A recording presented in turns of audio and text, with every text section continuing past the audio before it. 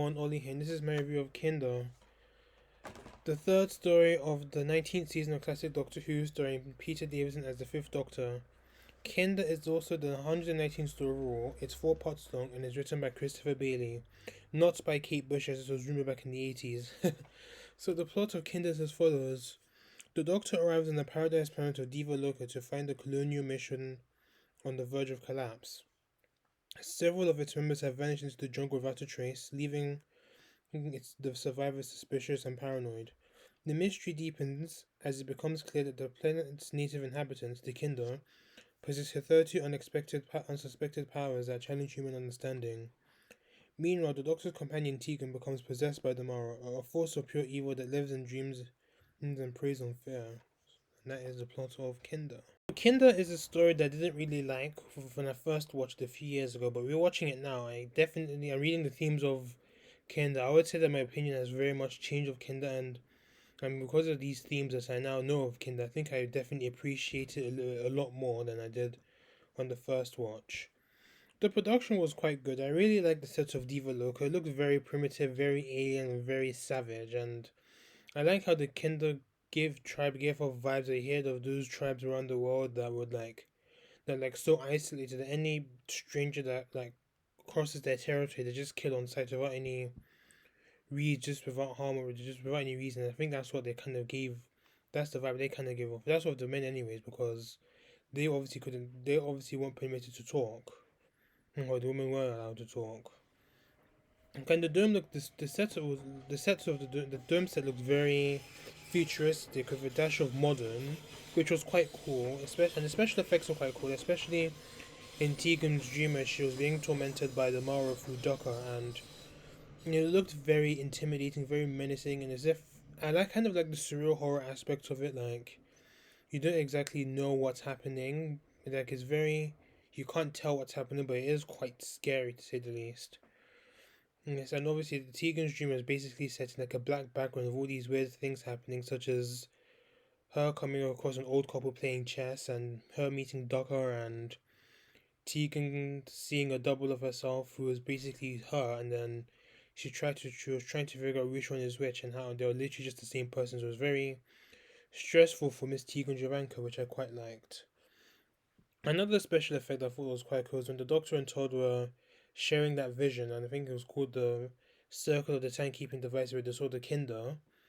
And I liked that. That was also a very cool scene, and I also liked the surreal horror aspect of that part as well. I also liked the part when the special effects when they were when the Doctor trapped Eris, who was possessed by Kinder, in the middle of the circle of mirrors, and how the Mara's true form, a snake, pretty much came out of Eris, and it started growing and growing and growing until it pretty much died. And then on the DVD, they actually do change the scene into like a CGI scene, which was also cool. But I thought the original one was also quite cool.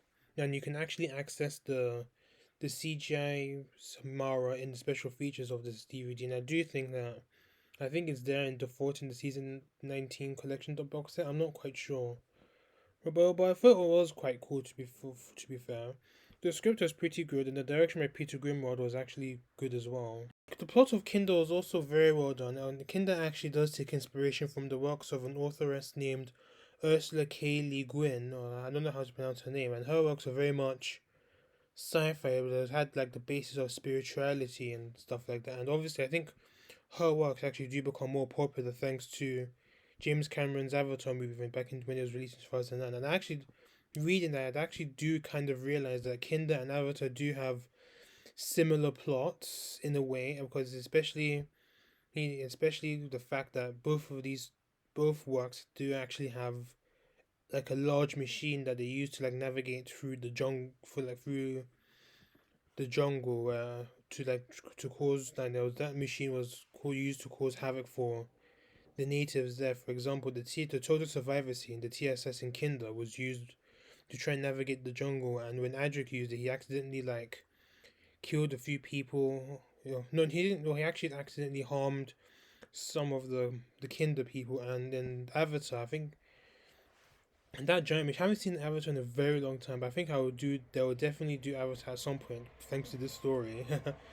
The doctor that I think that machine was used to try and at least torture, not torture necessarily, but cause havoc to the Na'vi tribe in Avatar, and I thought that was quite cool. And obviously, they both had their own settings in which the rules pretty much more focused on metaphysics, not just technology. For in addition, Kendo is pretty much based on Buddhist concepts like the planet Loka actually means realm of the gods, and some of the names are actually derived from Buddhist context as well. Like for example, like the elderly couple playing chess, their names were Anatta and Anika, which meant not self and impermanence, respectively. I also liked how mysterious the Kindle was and how it was quite scary. I also liked how easily it was able to torment Teagan so it can easily possess, and how he was like playing with her fears and stuff like that. I also liked how the Kindle were pretty much referring to people like the Doctor, Adric, Nissa, Teagan, and the rest of Saunders' crew as the Not We. And Kindle is also a Tegan centric story for a good portion of it, anyways. And I think this is a story where she actually shines. And the rest of the stories in this season, we actually have stories that are centered around the companions. And I think Kindle had some very good moments, and I think the cliffhangers for parts 2 and 3 were quite good. I really liked part 2 cliffhanger, and this is when the Doctor, Sanders, and Todd were in the cell, thanks to Hindu, and then they were ordered to open the box that Sanders brought back, and then as soon as the box opened, Todd just randomly screamed. Then part 3 opens with her screaming, only for her to be scared of a fucking Jack in the Box. It was a very funny scene, to be honest, and I think they were all laughing except for Hindu, who was just freaking out about why they're all laughing and stuff like that. But I think the Doctor pretty much deduced that Kinder actually do have a sense of humor, and this is strongly evident that they do have a sense of humor because they have like a trickster sort of character there. I also like how intense the part 3 cliffhanger was. This is when the Doctor and Todd were were having the vision of the circle of timekeeping devices, which was basically proclaimed to be the end of everything. And that scene, I think that's what pretty much made Kinder what it is today. And then when the vision had finished, they went over to see Pano, who was the wise blind woman of the Kinder tribe, and then they saw how she died. And then she was not like dead on the floor; she was pretty much just catatonic. She was just like sitting there holding her stuff, just like this. And then the doctor just deduces the fact that she's dead, and then they later find out that her spirit has been passed on to Karuna, her protege of a sorts, and that was a very good scene. And also liked how Adric was able to escape from the dome by entering this TSS, but he was unable to operate it properly because it was working on his fears and ended up like harming some of the Kindred tribe members. But I liked how the Doctor was able to get him out of the machine. And finally, another scene that I do like from Kindle is how the Doctor was able to defeat the Mara by trapping Ares in the circle of mirrors. So Ares can actually look at it. So Ares/Kindle can actually look at himself, and then that's how the Mara escaped from his body, and how that's how Ares is able to get pulled out, and how the Mara, who was obviously a giant snake, was a snake just pretty much transformed into like a big ass snake, and then it was just slithering all over the place and just ended up dying, which I thought that was a very cool scene to say the least. On to the performances, which were quite good. I think Peter Davison did a very good job here, and his confidence is definitely growing. And we did definitely see more of the Fifth Doctor's character starting to come out of his shell. And there's, for example, I think an instance of this is when he was falling for a magic trick performed by Adric, which he later learns from and performs for the trickster of the Kinder tribe. And the Doctor is pretty much with Todd for most of the story. And I think the Doctor and Todd had some very good chemistry, and Todd could have had the potential to be the companion as well, which was quite interesting to see these because she was a very good character. But more on Todd later. But I think Peter Davison is definitely starting to like come to his own in this. I think he's definitely like he's adjusting well to being the Doctor in this story. I think the nerves that we saw in 40 Doomsday had pretty much been shaken off, and he's definitely like more confident now, and he's starting to like do more things by not necessarily do more things by himself, but you can see that he's learned from his mistakes and is striving to be better, which led to a very good performance in Castrovalva. I also liked how Panna and Karuna were pretty much calling the Doctor the idiot for some reason. I think they said that. I think they usually refer to the male kin as idiots because they couldn't talk, so to speak. Matthew Waterhouse did a good job, and I do think that Kinder is one of his best performances as Adric. And Adric is not as annoying as he was in Fall to Doomsday, but I think he learned his lesson, and he's almost not necessary because he does almost side with Sanders before he did try to give Sanders some ideas on what to do when they first arrived, and then Adric started trying to help Hindle, which once again Adric does once again side of a villain, unfortunately. But Adric quickly learns from this mistake as he realizes that Hindle is very unstable, and he does quickly regret it, and then he tries different ways to try and escape. I think he does try and help the Doctor escape, but then he was caught by Hindle, and he was imprisoned with the Doctor and Todd and Saunders. But I do like how he's pretty much in the dome for most of part 3, and then he's able to escape with the TSS, and but he wasn't able to escape earlier because there were like there was Hindle watching, the other Kindermen watching that they captured themselves, and Sanders was pretty much watching him as well. But obviously Sanders' mind was affected by the Kinder, so he was like saying to Adric that Hindle means well, he shouldn't like take things to heart and stuff like that. So, but I do think that Adric was quite good in the story. Sarah Sutton hardly appears in the story because Sutton was negotiating her contract with the producers, and the reason why Nyssa fainted at the end of War to Doomsday was just basically she just randomly fainted for no reason, and it was just passed off as a fainting spell. So the Doctor pretty much sends her to sleep for 48 hours under a Delta Wave augmenter with the use of the sonic screwdriver to try and calm her down.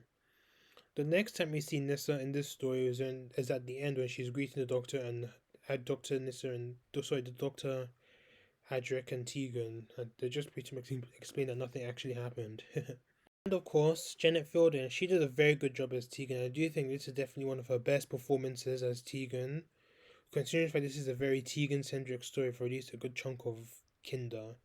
Upon arriving on Diva Loca, she falls asleep and her mind is attacked by the Mara and its spokesperson Ducker, who plays mind games with her by cloning her and trying to force Teagan to decide which is the real Teagan, her or the other clone, and then later on the Mara possesses her, which is represented by a snake tattoo. Then she passes on to the possession with Aris, and pretty much after she finds Aris and possesses him, she pretty much falls asleep again for most of part 3, and then the Doctor pretty much finds her and revives her. And she's able to help him vanquishing the Mara, even though she's still quite traumatized from the whole ordeal as well. And I think Janet Fielding did a very good job at acting how traumatic Tegan's ordeal was with the Mara, and even continues a little bit in the following story where she was actually telling Nissa about what happened with the Mara, and is further explored in season 20's The Snake Dance, which is basically a follow up to Kinder. So on to the sidecast, they're all very good and very unique. So first off, we had Sanders. He led the expedition to Diva Loca to see if the planet was suitable for colonization. He was a tough commander with his total survivor suit to protect himself, but he met Pana and Karuna, and they gave him a box which shocked him and made him mentally unstable. Not as mentally unstable as Hindu, but he definitely had like the mentality of a child, so to speak. He along with Hindu get better when the box is open, and then the two pretty much agree not to speak of the events on Diva Loca and decide to like leave the planet afterwards. He was a very good character. He reminded me of the main villain in Avatar, but obviously he wasn't as villainous as that villain, but he was not so bad. Then we also have Todd. She was a human scientist that had to aid Saunders to see if Diva Loca was suitable for colonization. When Saunders went off in the total survivor suit and Hindle took over, Todd, the Doctor, and Adric were pretty much imprisoned by Hindle, and when he went insane, and she was able to escape with the Doctor when there was a power cut, but obviously poor Adric was unable to escape as well, and he had to stay with Hindle. Her and the Doctor meet up with Pana and Karuna, and they wanted the box to be given to to be given to Todd because she was the only female in the crew. And after they shared this vision of Kinder and the circle of clockwork devices or something like that, her and the Doctor were able to rescue Adric from the TSS, and they were able to go back to the dome, help Hindle get better, and then they were able to stop the Mara. She was a great character, and I think she was definitely one of the best side characters of this season. And I think her actress actually played Reese's mom in Torchwood, so that's quite funny. And I think Torchwood is.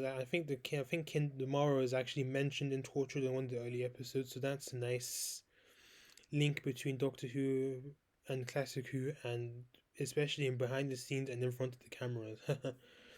Then we also had Aris. She was not Aris. We also had Panna. She was the blind wise woman of the Kinder tribe, and she wanted to warn the human expedition, who they called the Notwe, about Mars' return. And the box, I think it was the box of Jana, it was called.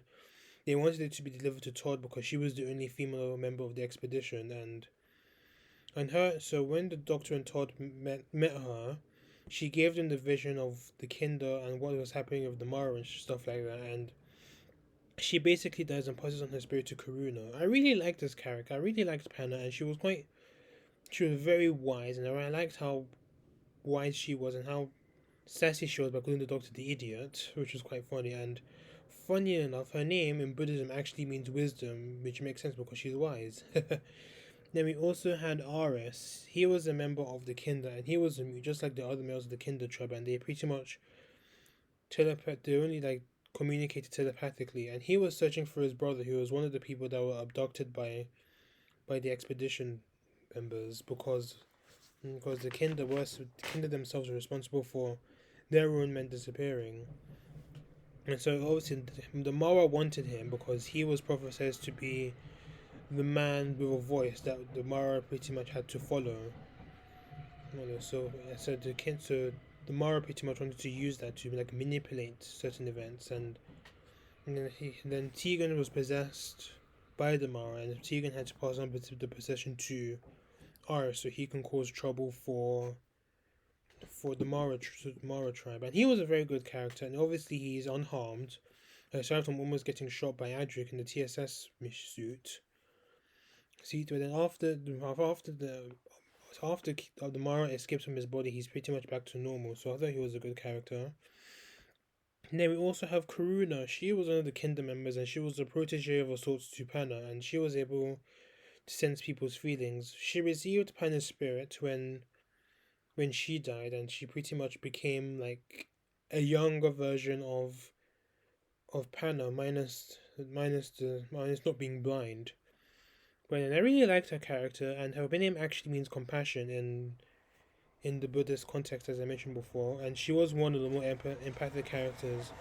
Fun fact: her actress Sarah Prince actually went to school with Sarah Sutton, so I thought that was quite cool, so to speak. And then we also have Ducker, a manifestation of the Mara that appeared in Tegan's dream, and he pretty much was playing mind games of her. In Buddhism, one of the three marks of existence is actually called Dukkha. And the name Dukkha is actually like a play. It's also a play on the word the Doctor, which I thought was quite smart. And then the whole Buddhist context being included in this story actually made sense because I think Christopher Bailey himself was a practicing Buddhist or something like that. Now we have our villains. First off, we had Hindu. He was a member of the expedition to Diva Loka, and thanks to the Mara, he became mentally unstable, and he imprisoned the Doctor and Adric and Todd and bossed the other Kinder members around with him, and he pretty much he also bossed around his commanding officer Sanders, who was actually also affected by the Mara. He also had the mentality of a child mixed with a megalomaniac dictator. He also used the mirror to trick the kingdom into thinking that he trapped their souls so he can have them do his dirty work.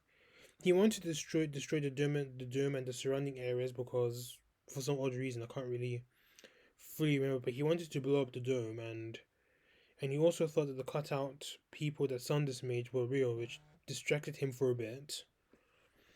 So while the box of Jana opened, he looked inside and it pretty much turned him and Sanders back to normal.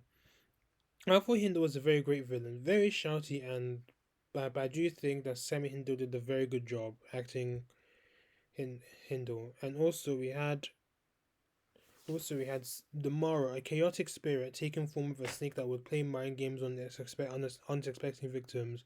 Basis on the inside thanks to Teagan sleeping under the wind chimes of Diva Luca, and it possessed Teagan so she can go and find Eris so he can become the prophesied man with a voice to lead the Mara. And they had to, and they had to, and the prophecy pretty much came because when the expedition actually came onto the planet, so to speak. So when he gets Kinder to trap the RS, so the Mara is defeated when the Doctor pretty much traps RS in the circle of mirrors. So they were able to get RS out of the mirror, and out of the circle of mirrors, and then that's how they were able to get to defeat the Mara, who grew in size and just basically died. The Mara was a very great villain. I liked how intimidating and scary it was, especially how it was acting towards Teagan through Ducker. And the Mara actually does return in Snake Dance in the following season, so it's a good thing that there is a follow up to Kinder. And the faults of the story, I do think that the pacing was very good, but at times it felt very uneven because even there were some good moments where the pacing was like moving along with the plot, but there were sometimes it just went this pacing just came to a screeching halt and just dragged in some places, and it did kind of feel slow, and it was like that for at least a good chunk of the story. I do feel as if Adric kind of like spent too much time in the dome because I don't think they had not much for him to do anyway, so they just paired him off with Hindle for at least a good part of the story, and then he tried to make an escape, but it failed. But he actually does succeed in escaping with the TSS suit, which is also a good scene. But then he does find Teagan. He does find the Doctor with the Teagan with the Doctor, and the three of them go back to the dome along with Todd to try and help Hindle and the others. And then I do feel as if Teagan was largely forgotten about in part 3 because she does, even if this is a Teagan centric story, after Iris does get possessed by the Mara, she's just very much forgotten about for most of the story.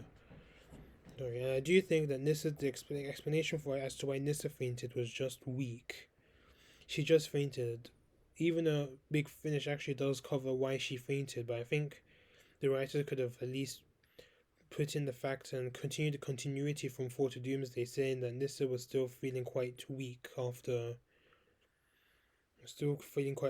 almost getting killed by Monarch and the Abankians in 4 to Doomsday.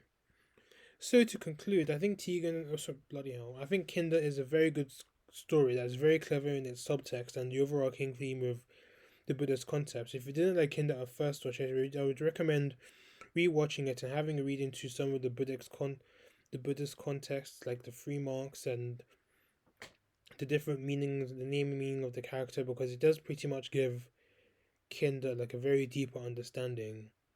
And so I will give Kinder an 8.5 out of 10. So my next review will be The Visitation. Thank you for watching this review. Please let me know what you thought of Kinder. Subscribe to my channel if you're new here and follow me on my social media websites, and I shall be seeing you soon. Ta-ra.